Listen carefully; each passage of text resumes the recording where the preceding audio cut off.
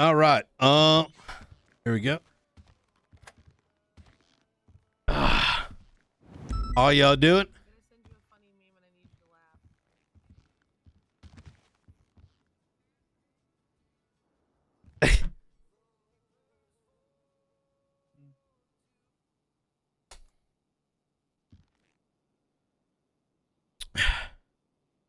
I'll take a look when you get it ready.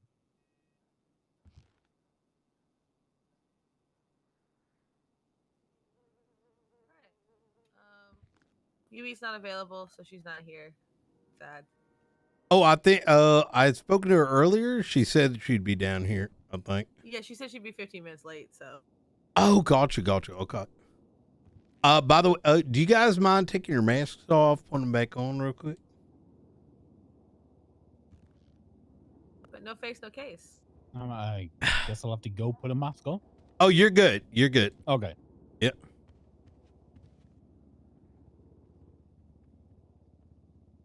All right. That's right. Take your cigarette off, losers. Right. Are you recording, hun? Today? Then I do it. I don't have a mask. Yep. You didn't answer. I can do it.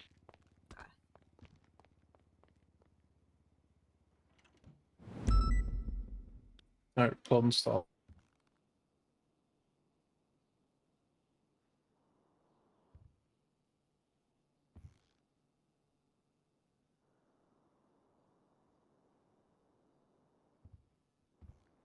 Alright, so I guess to start with, we'll hear Brian to see if what you view to be the Marshals is in line with what we believe the Marshals to be.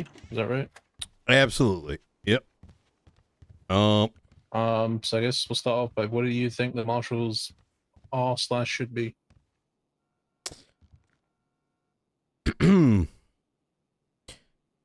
Since coming back about, I want to say about 4 months ago, maybe more, maybe less, hard to tell at this point. I re-engaged with investigations, while spending a good amount of time on patrol. I have been intricately involved with some of the matters revolving around the faceless, the dark stone shenanigans with the weapons. I've been appraised about certain conversations where government entities are damn near refusing to speak with each other. So where does that kind of land everything in my mind? I've had some general negative opinions about the existing marshals. Now, I don't point at anyone in particular.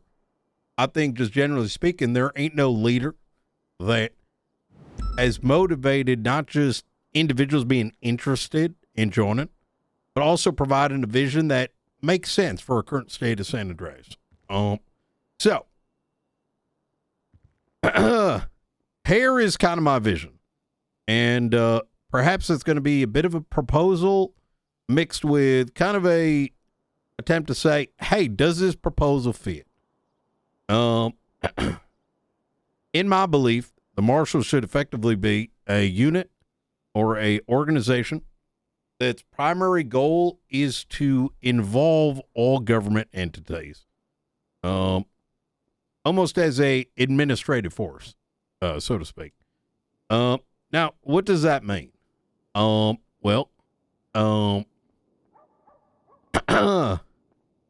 Let's say, for example, there is a state threat, one of which I'm sure you've been. DOC's here. Sorry, we're late. Yep. I got him. Hey guys, we just started. Hello. Hey, how you doing? Eternal Warden Yui Ishida in the house. I am here. I have a right. All right. Well, I was only just getting started, so I can kind of start a little bit at the top. If you guys are ready. All right. So, when I think about what could the Marshals look like, I don't see it as like a deconstructed entity that sort of operates on its own. Rather, I believe that the marshals should effectively consist of a small unit of individuals whose primary goal lands into two locations. The first is when state threats do come in. For example, the recent developments that you've probably been seeing all over Twitter. I'm not going to hesitate from speaking on this because it's pretty public at this point. I believe they call themselves the archivists. Now, let's say this sort of situation arises and needs to be looked into, whether it's this or, Darkstone, Basis, etc. I think the marshals should effectively be leaning into both departments, pulling in and providing the resources necessary to ensure that those cases are moving forward. When threats do come in, I believe they should be working hand in hand with the DOJ alongside the DOC.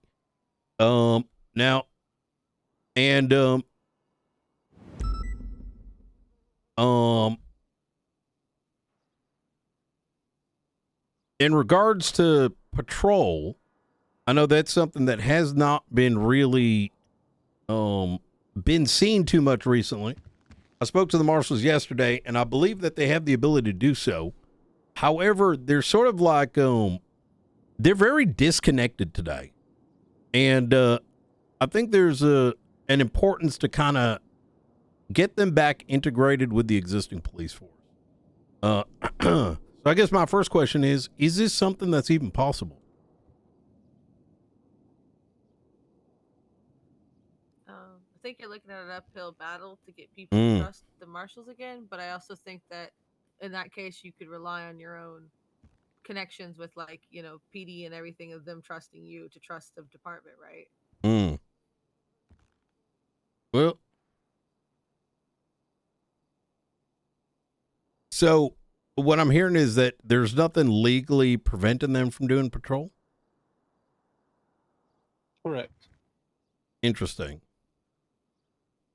Well, from y'all's opinion, why do you believe that there's so much discontent between the marshals and the existing forces? Contextually, I can probably tell you. I think it began when I was a marshal. I think the change in the legislation that made the marshals the supreme authority standing over all PDs, able to walk in, audit, fire officers for incompetence at will. I think that burned a lot of bridges, the same way I think it burned a lot of bridges with the Department of Corrections as well.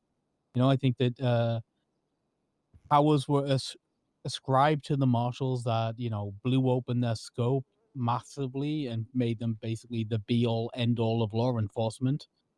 And then when the mass walkout happened, competence levels dropped through the floor to the point that, legislation was rolled back.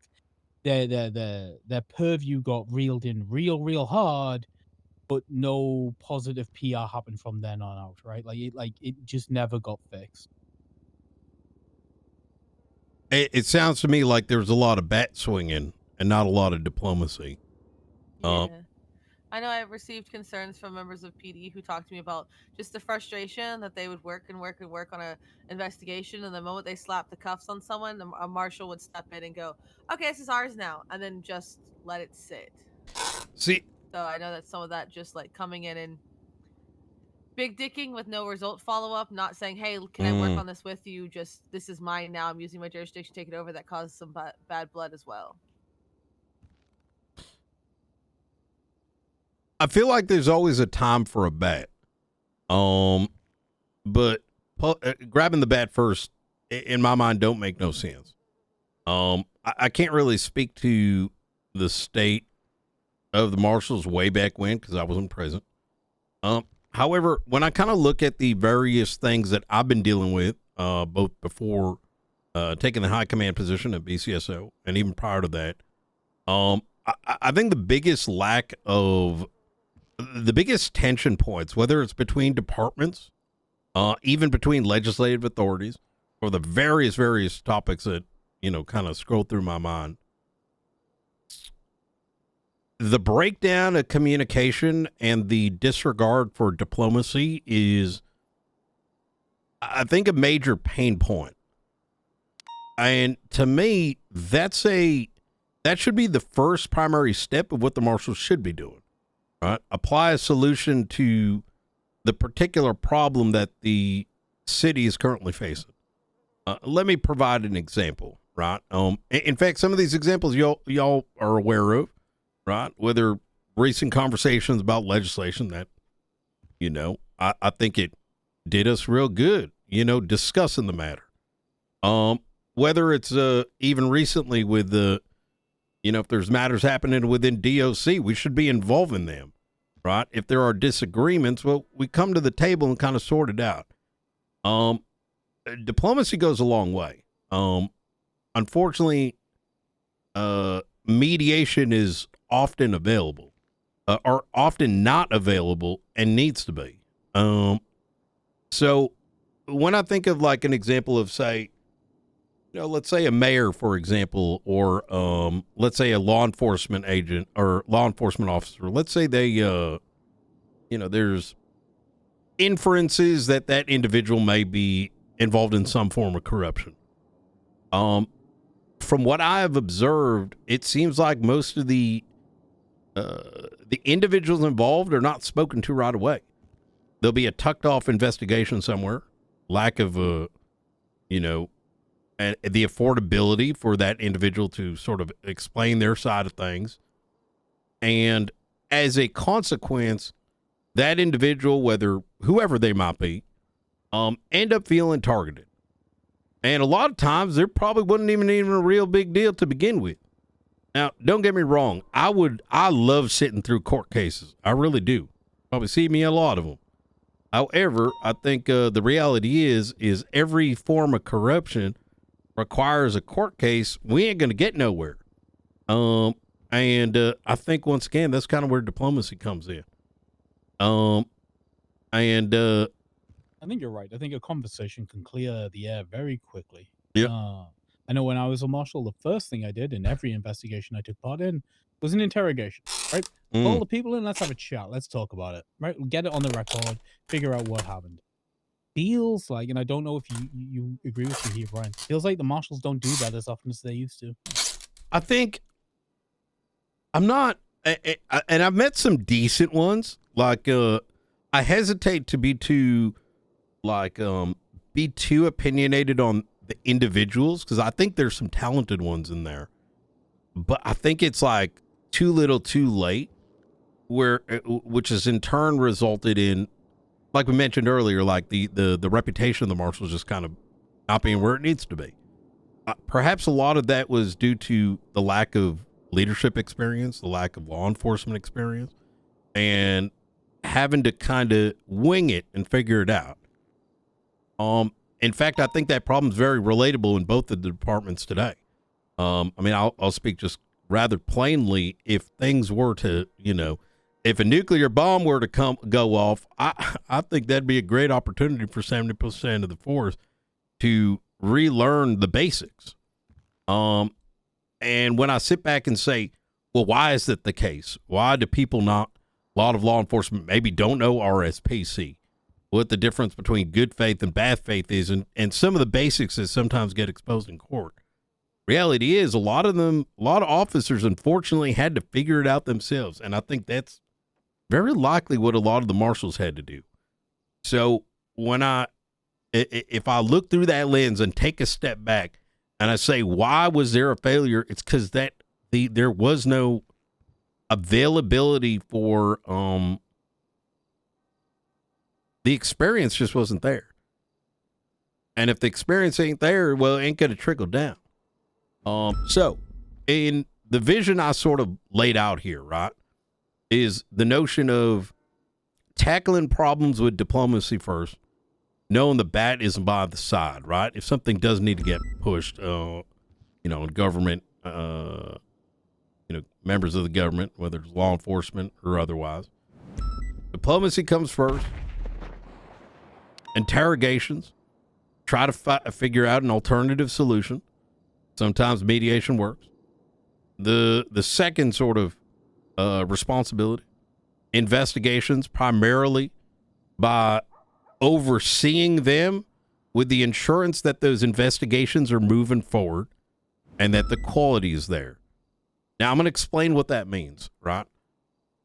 If there are individuals in the BCSO or the LSPD, knowing who those individuals are that are interested in particular cases, they should be the ones running them, like on a day-to-day basis, right? Whether it's on patrol, whether it's, meeting with whoever they need to meet with. With the marshals, simply as, if we were going to use the word oversight, that oversight consisting of, hey, what's going on with this? Do you have the resources? What's the current status? What is the investigative goal? And even in many cases, what crimes are being investigated? So, in a way, when I say like executive management, it's kind of what I'm getting at, right? So, you might have 5 officers between these departments, right? With the marshal in between. If they need the legal experience, if they need to know what the tactics are, if they need someone to make sure, hey, did you bring that guy in for interrogation? Did you subpoena this? I think that's kind of the role that is needed. Because having otherwise, what's the point of a marshal? It sounds like we see the job the same way. When I was hired, I was specifically hired to lean in as a mentor with PD and try to help them in court and stuff, as Yep. oversight, rather than just taking over shit and just, hey, this is mine, go away. I never saw that as my role as a marshal. I wanted to mentor. I wanted to drag people up with me, and it sounds like you want the same things, Brian. You said you wanted a small department. How big do you think it should be? I think you would need to start real small. I would start in the primary. Now, well, the first and foremost, getting rid of folks isn't something I'd, would be on the table, right? That would just be the wrong move to do, right? I would say keeping it where it is. I don't even know what the number is because I know the hiring's been kicking off recently. I'd keep it to where it is with the intention of, but well, may I ask how many marshals are there today actively? There are, one's in the ICU right now, so there's 5? I think so. There's Gunner, McAllister, Bobby, Bell Tower, Beals. Hobbler. Mm. What's up? Chris Beals. Peters. So I've got 6. Mm. They did, but those are the 6 that I've actively seen on the streets in the last week. Yeah. I think maybe like 10 would be a decent number, Jesus. right? So I take what exists and then add maybe 3 or 4. If I can, I wanted to circle back on something you said when you're done answering this question. Absolutely. I'd say very, very small. And by small, I'd say if there's 6, I'd probably make it 10. With that number effectively being like, I'd probably want to bring in 4 experts in siloed areas, right? If someone's really good with like prosecutorial, like deep diving legislation, I'd want that expertise. If someone's got expertise in whatever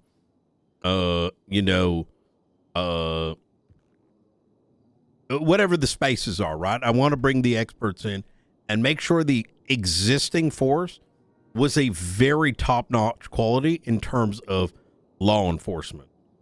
And start there and only then push out. I'm a strong believer that if a foundation is not good, you really would be just hiring for numbers, and your efficiency and effectiveness as a department just won't exist, right? Once again, pointing out, I think, some of the failures that we're still paying for from, 2 years back, where it was hire. Well, now you got numbers, but they may not know what to do.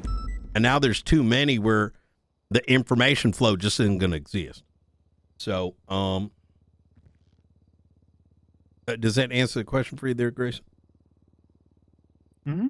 Okay. Hell yeah. So, I had a conversation yesterday with Marshal Director Gunner about some stuff, because one of the marshals is on a path to make the marshals likable again, and I let him talk me into shit sometimes. And Gunnar and I had a conversation, and he believes that the position should not innately be political in any way, shape, or form. That he shouldn't have to go out there and do the politics and the PR of the position. I think that's ridiculous. And I told him, you're the head guy of the guy that people all answer to, right? Like, then when it comes to oversight, you're the head of the oversight people. You're gonna have to play the politics. And he says he thinks it'll change to the point where he doesn't have to. That is entirely unrealistic. Even as a captain today, I have to play politics for my shift. And politics does, I think, can be confused with, like, I don't want to say, like, to me, politics is, I mean, it's a necessary role of any leader in any position in any unit, because you need to be able to speak for what you're doing as a unit, ensure that the messaging of what you're working on is properly portrayed. You need to be able to, I think politics includes, like, I mean, just the most recent reference, we got a situation that might be blowing up, that might be brewing up this week in Bolingbrook. I ain't the sheriff, but, I've been speaking with the warden about it, right? I need to be on good speaking terms with her so that when we do talk, there's enough of an understanding that we have, our working relationship, like, over whatever's happening can work out. So you can't take politics out of the role. It don't make no sense. Unless the belief is like, politics is, doing snaky shit, which I don't think is politics. I think that's just, some other shit. Yeah, I very much disagree with that position. Brian, you mentioned you wanted 4 experts, maybe 4 experts to, like, create a solid foundation to build on. Draft day. You can pick 4 people from the LSPD or the BCSO. Who you taking? Who do you need? Who's the foundation? And it's not specifically that we think you want those 4 people. It's like, so we can assess the type of department you want to build. So there's a interesting thing about me and departments. Sometimes people just come knocking on the door. I've never met them before, but I feel a kind of way, you know what I mean? So that would be new recruits or something that I would consider with, significant experience from elsewhere. Now, just to be very clear, this would not be me reaching out into the ether, but rather individuals presenting themselves, to the department, right? But as for those that I would want to pick out of the departments, I would not do so unless those departments were okay with it happening. Goes to the politic question, right? I would not want to come across as a adversarial, because from a if there's bad juju between those departments and the marshals, we can't function. It's just impossible. They're the patrol force. They ain't talking to us. They're not comfortable with it. We're on bad terms. Marshals are cooked. So if I had the privilege and ability, I would probably pick someone. I would not pick them at this time. I think from the departments, I would rather provide.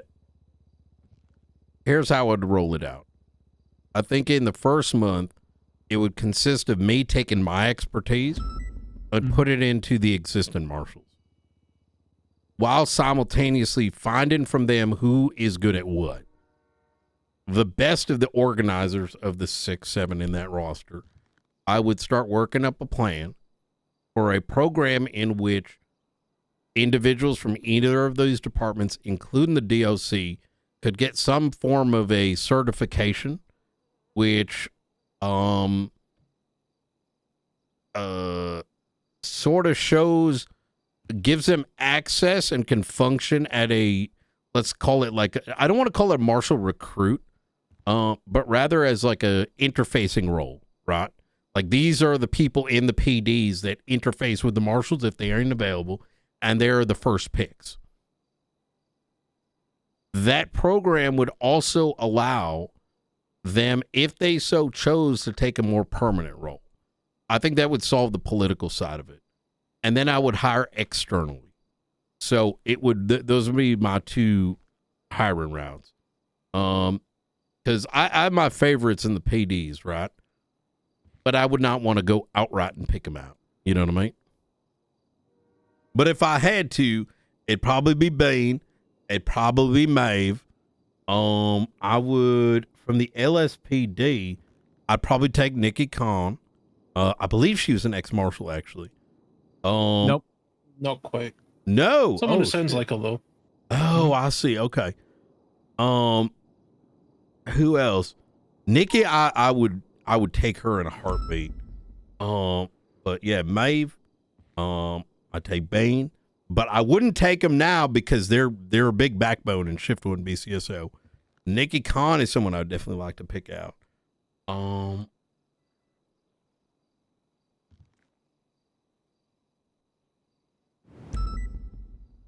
And then from there, I'd really have to think on it, you know. Builders. And if there are none, I'd have to build them myself. It's an interesting group. I like the picks. I'm gonna be real. Yeah. Yeah. You sure Bean Catando not having his interceptor? Well, so that's a big part of what I think the Marshals would need to be, right? Is that I believe Bean would be somebody that actually would not want to join the Marshals because I think he really enjoys patrol. But if he did, right, over that course of 30 days, I'd want to present to the LSPD and the BCSO the acceptance of Marshals being able to be present on those calls under very strict restrictions, with a very high, what am I saying? That if any of the Marshals under my authority were to break those agreements, like they'd be reprimanded. Example, let's say Bean did come over. He can go to these calls on very seldom occasion, right? Like cash exchange or whatever, if the backup was needed, but only if they really needed him. You know what I mean? He'd be last pick out of both departments. They get first pick, right? Someone wants to come in, right? Let's say it's 77, they call him in, and he's already on scene. He breaks off. But their primary function going to these scenes is for observation. What gangs are fighting, right? There's a dead body somewhere. They're on scene. How can I help? They're absorbing this information. Hey, you guys are already looking in this. Do you need our resources? Right? Let us help you. If it is a bigger scene overall, that would, bigger investigation. That's where that coordination bit comes into play. So.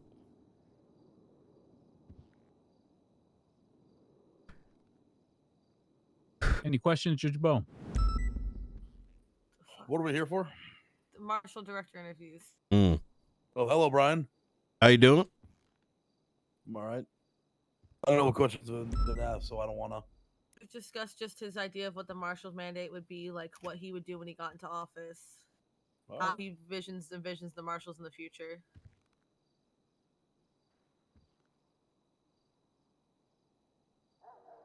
Mm. So if one of your subordinates wasn't listening to you, how would you handle it?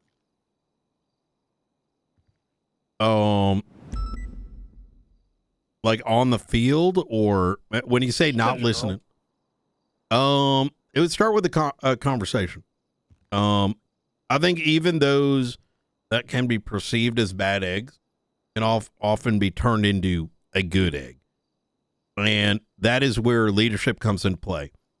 Speak with them, give them a roadmap to success. And if they refuse or show consistent signs of disregard, that's when you got to, if there's a disregard to the advice, right? That's where you got to issue the strike points or whatever. But if it's consistent and it's not conducive to improving the department as a whole, That's where you got to cut them loose. So, Like it.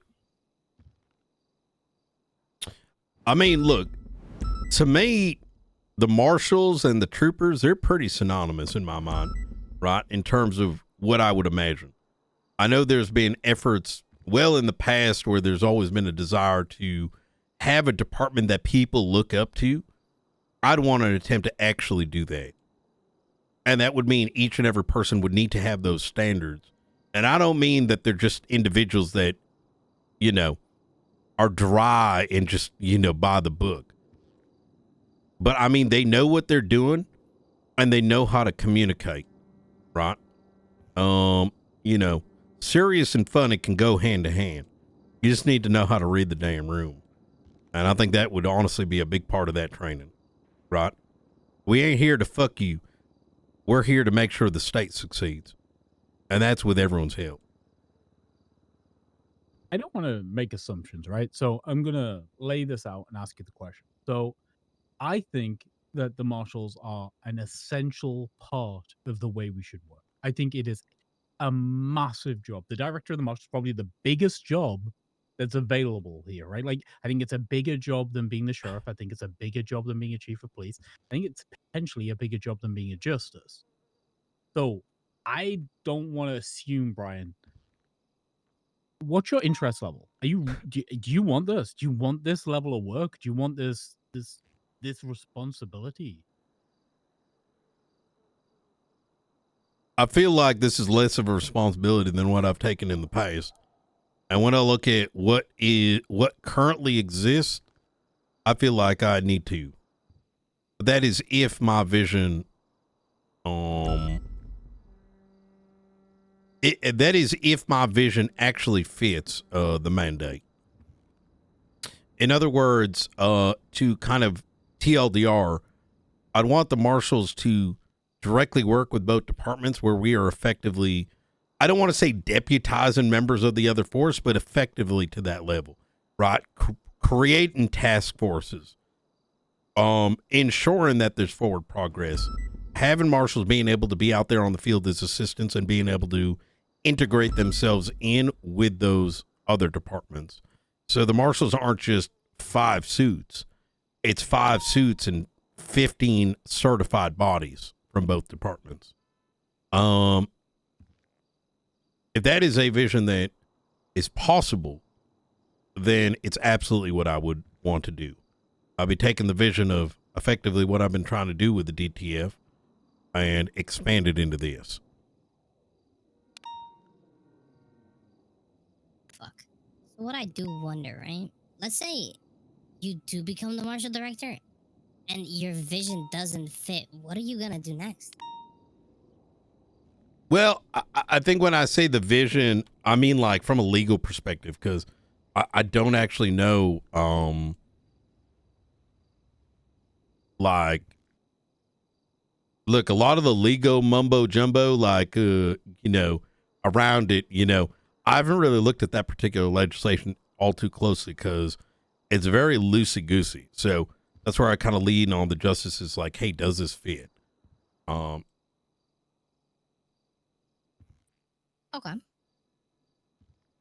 And I think that's I I don't- think like I think the legislation, and I don't know what the other justices think about this. I think it's as loose as it is because the marshals have lacked a proper director since Angel. Like since Angel, I don't think there's been vision there or drive to enforce legal change, right? I don't think there's been a drive to change the legislation until recently. And then obviously the governor stepped in, and now I'm assuming the next director is going to get a mandate to make that change, right? Which is probably for the best. I don't think any of what you've said so far has seemed misaligned. Nothing that's raised a red flag.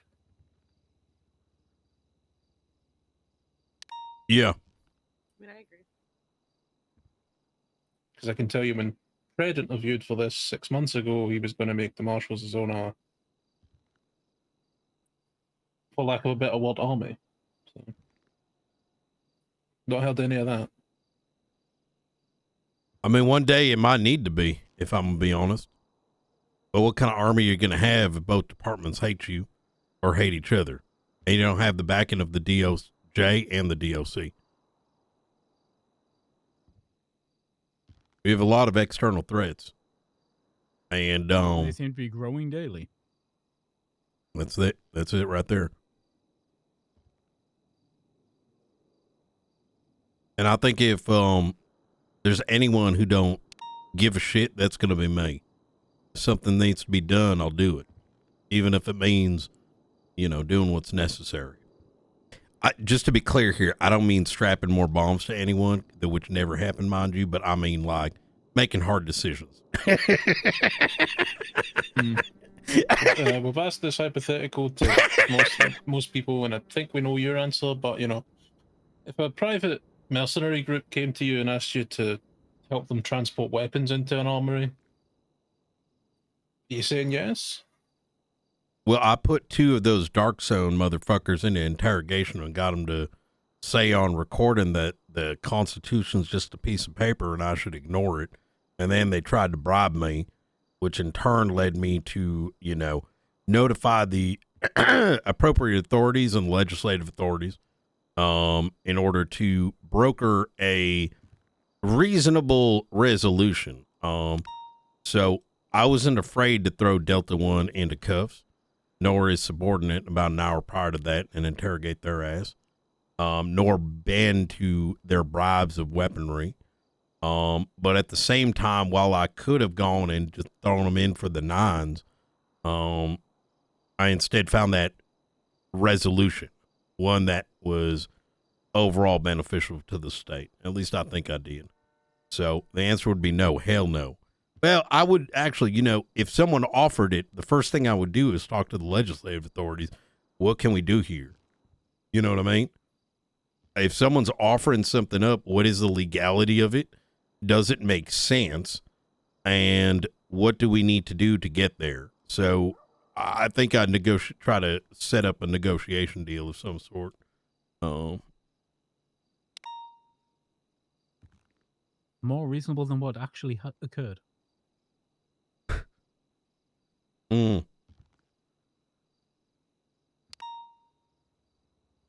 Chat, I'm kind of hyping myself up as I'm talking about this. Yep. Anybody got any other questions? That was it for me. Why didn't you ask him the question you ask everybody? Well, the funniest part is I don't know if I Brian knows actually what did they are. ask. So, look, I've actually had a brief conversation with Brian last night already. Before this all happened. You've already asked him which Pokemon he'd fuck. Oh no, not that one. I haven't. Okay, yeah. Hey, Brian, what Pokemon would you fuck and why? Probably Pikachu. And Why? well, first because of the sound he makes, because it'd be funny. Oh And then- my god. And then the second reason is because it's the most like famous one. It's the one that's gonna more people when they hear I did it, it's gonna piss them off. You know what I mean? Like, you did what to Pikachu? What the fuck? I'm less worried about the Pokemon you picked. I'm more worried about how comfortable and reassuring you said it. I'm very good at making up shit on the fly. I'm gonna be honest, especially if it's funny. So I did not think this one flowed through. Fair enough. You've had some pretty convincing Pikachu. Noted. responses. Well, Brian Knight would fuck Pikachu. What the fuck? Yeah. For 2 reasons. That's wild. And because it would piss people off the most. Yeah. Ooh, no, that's a good question. Unless he said that and I missed it. Oh, I didn't hear it. Oh, I meant to be whispering, but I'm too late. Oh, you're good. Yeah. Hey, Brian, who would you pick as your field director? Not a person. What's the idea of the person you're looking for? My field director. What does that what does that mean in today's marshal? No, that's your ass chief. Oh, Your sheriff. I would not pick one on day one. Rather, I'm a strong believer in flat structure. I think rank today in today's atmosphere is very, like I like to compare it to like Valorant or whatever. You know, you get these unlocks and these stripes and like they're supposed to, you know, and then you use it to kind of like, instead of it being responsibility, it being more, what do you call it? Like a status, you know, and then it becomes very difficult to roll that back. Given the initial small start, right, with the 6+4, let's say, I'd want it myself and then everybody. And because they're working on like because each marshal should effectively be, I would want them directly reporting to me. And then over time, when they are at the level I need them to be, is when I would pick one. But I think going and picking one in advance is just opening up the door for a clash of visions. And I would not be able to sculpt. And Good answer.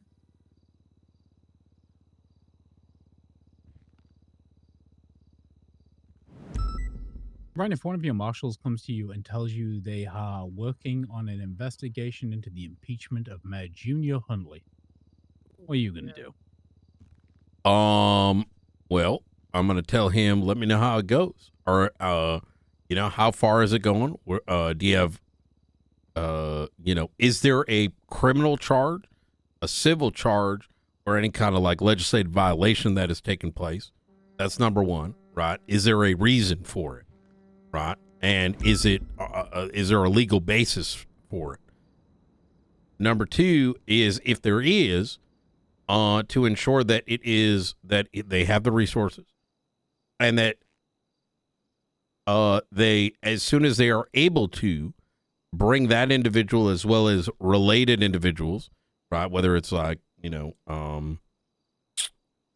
co-conspirators, let's say, or victims or whoever, make sure they come in, they're interrogated, and roll it up into an executive summary. Let me know how it goes.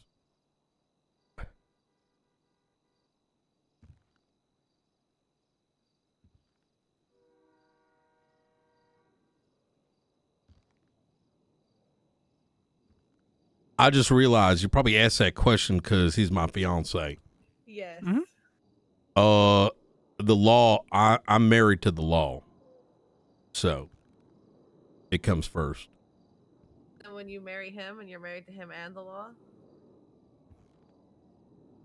Well, the law is my first husband and my first wife and my first son. So everyone comes after that. Huh? No, I'm just not going to question it. Wait, what part? The husband and wife and son. Oh, well, I mean, I'm fucking the first two, but the third one's like, you know, the offspring, you know what I mean? Yeah, exactly that. I mean, at the end of the day, right? For me, it's you know, to me, it's the law, and then it's what allows the protection of life and people, right? And those things are always going to come before any form of relationship, right? So if it, you know, someone that I'm close to, whether it's a friend or whether it's someone that I might be like romantically or whatever involved in, they're always going to have to, you know, if they're doing something wrong, they got to be looked into. And if it turns out something's going on, you know, then, you know, that's on them, right?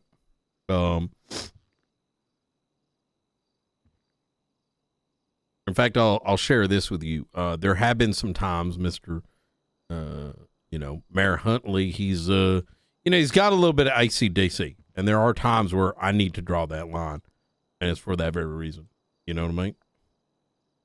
Can't cross streams.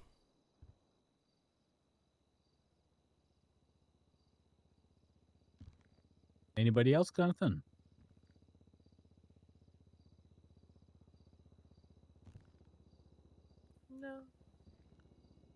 Okay. I mean, I'll take on spicy questions too if you guys are, I'm comfortable with those. If anyone's like, on the fence.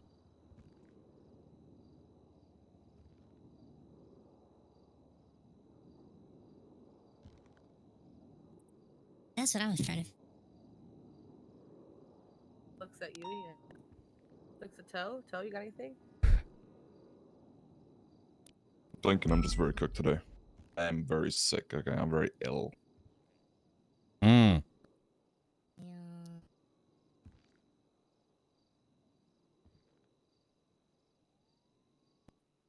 That was it for me.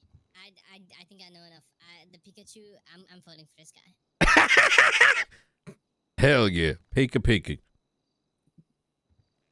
All right. Well, That's all the questions I had, Brian. okay. Well, thank you so much for your time. If any questions do come up, do not hesitate to reach out. I'm also available to come back in if need be. I appreciate it. All right. Mhm. Oh yeah. All right. We will confirm with you before we post our nomination, so you know what we're doing. All I right. don't want anyone to get surprised. Thank you very much. Oh, No problem, sir. bit of a